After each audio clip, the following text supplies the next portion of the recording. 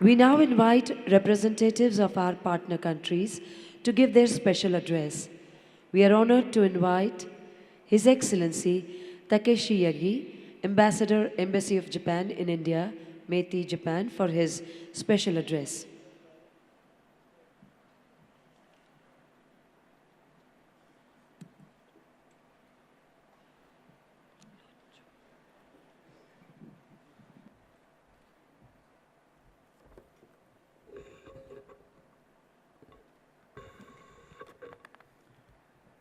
Honorable Chief Minister of Gujarat, Mr. Narendra Modi, distinguished guests, ladies and gentlemen, I thank you for giving me the privilege of addressing today's vibrant Gujarat Summit 2013 on behalf of the government of Japan and the business community of Japan.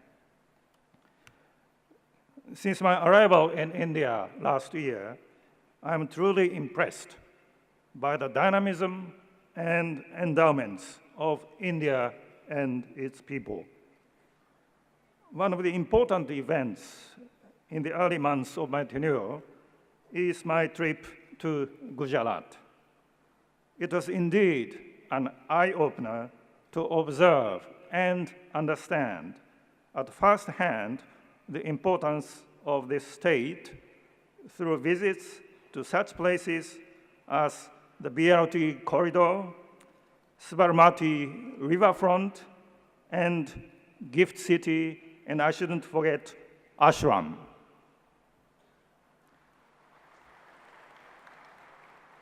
And it is a great pleasure that this time I'm visiting Gujarat with a huge business delegation from Japan to feel the vibrancy of this amazing state.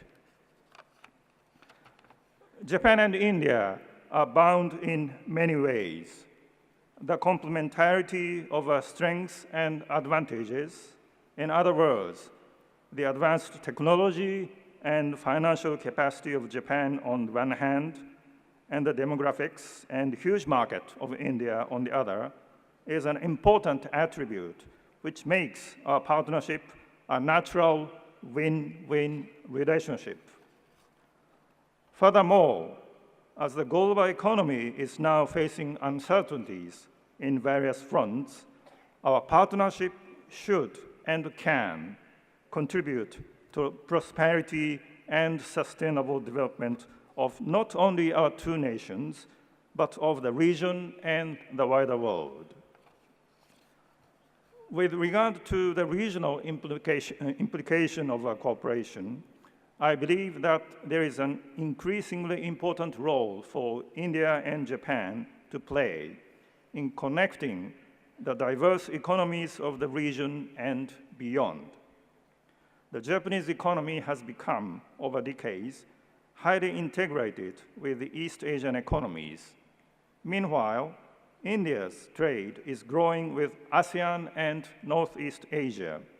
The two regions account for about 10 and 18% of India's trade, respectively. The two FTAs, namely India-ASEAN FTA and Japan-India CEPA, together with the recently launched RCEP, Regional Comprehensive Economic Partnership, will help bring the three markets of Japan, India, and ASEAN further closer. On the west front of the subcontinent, there are equally exciting new opportunities unfolding. In April last year, Toyota cars, which rolled out of the Bangalore factory, left Chennai port and headed for the African market. In August the same year, Nissan India has started exporting automobiles from its Chennai plant to the Middle East. And in December, Hitachi and Panasonic have unveiled their new business strategies to invest more than 5,700 crore rupees in India the coming years to make India their base to expand their business in Africa and the Middle East and in the Southeast Asia. These recent events are transformational in that key Japanese companies are beginning to perceive India as a platform of export and a strategic hub to connect the emerging regional markets. We wish to encourage this important trend, and we think that our cooperation in infrastructure projects, such as the Delhi-Mumbai Industrial Corridor or the Chennai-Bangalore Industrial Corridor, will be instrumental for strengthening the connectivity. And Gujarat is a key state in this entire picture. Gujarat occupies the largest area in DMIC, and Gujarat has been attracting foreign direct investment from around the world, thanks to its superior port and road connectivity, as well as abundant power capacity. 10 years ago, there were only 6 Japanese companies operating in Gujarat, but now there are 60.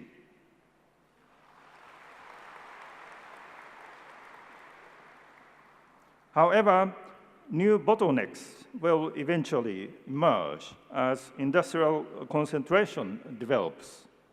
For example, stable and quality supply of water, skilled labor, environmental problems due to rapid urbanization. But in those areas, the government of Japan can be of help in the form of technical cooperation. Last but not least, I wish to emphasize the Japanese government's strong interest in assisting the Indian aspiration to introduce the high-speed railway. We understand that the first line is planned to be laid between Ahmedabad and Mumbai.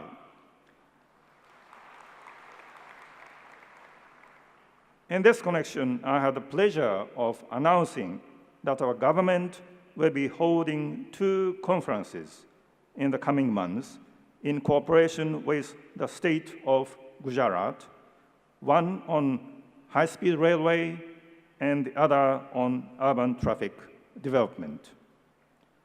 In closing, I'd like to once again thank the Honorable Chief Minister and government of Gujarat for giving us this opportunity to flag our interest in and express our commitment to promoting Japanese investment and business in Gujarat. I wish you a big success of this conference, and thank you very much for your kind attention. I wish you all a nice day. Thank you. Thank you, Your Excellency.